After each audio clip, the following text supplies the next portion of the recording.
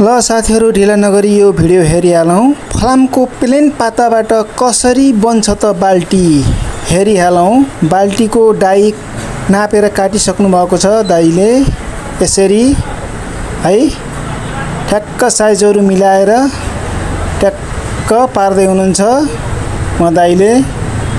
हेरौं है त फलामको प्लेन पाताबाट कसरी तपाई हामीले दैनिक प्रयोग गर्ने बाल्टी बन्द छ त बनाइन्छ त हेरिहालौं। ल हेर्नुस् आउनुस् गाँस्दै हुनुहुन्छ। यसरी दुई पातालाई काटी यसरी गाँस्ने क्रम जारी छ साथीहरु है। काटी हान्दै हुनुहुन्छ। अब मेसिनमा लगेर बाल्टीको आकार निकालिसक्नु भएको छ है।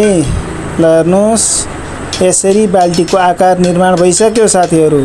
र माथिपट्टि बिट है बिटलाई चाहिँ मोड्ने काम भइरहेको छ। मेसिनबाट मोडेर त्यसमा तार लगाउन थाल्नु भएको छ अनि दह्रो हुन्छ। यसरी तार पनि फिट गरिसक्नु भएको छ अनि तलको भाग पिच पनि नापेर काटिसक्नु भएको छ दाजुले। हेर्दै जानुस् है साथीहरु। पिच पनि रेडी भइसक्यो र त्यसलाई पनि मेसिनमा हालेर साइज मिलाई बाल्टीको पिचमा सेट गर्दै हुनुहुन्छ। पिच रेडी भइसकेको छ र पिच मुनिको पनि तल अठ्याउने भाग हुन्छ नि त्यो भागलाई चाहिँ मेसिनमा हालेर त्यो पनि रेडी पारिसक्नु भएको छ साथीहरु।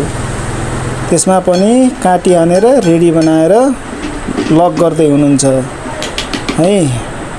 यसरी बाल्टी रेडी गर्दै हुनुहुन्छ। ल अब बाल्टीको समात्ने भाग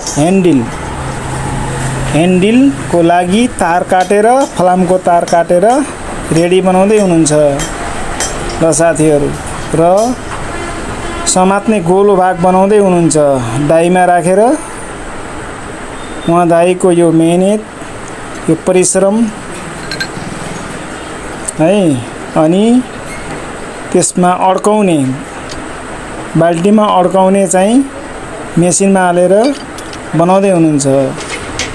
अब साइज नापेर टक्क पारेर अड्काउने किला ठोक्दै हुनुहुन्छ। यसरी फलामको बाल्टी तयार पारिँदो रहेछ फलामको पाताबाट। दाजुलाई धेरै धेरै धन्यवाद।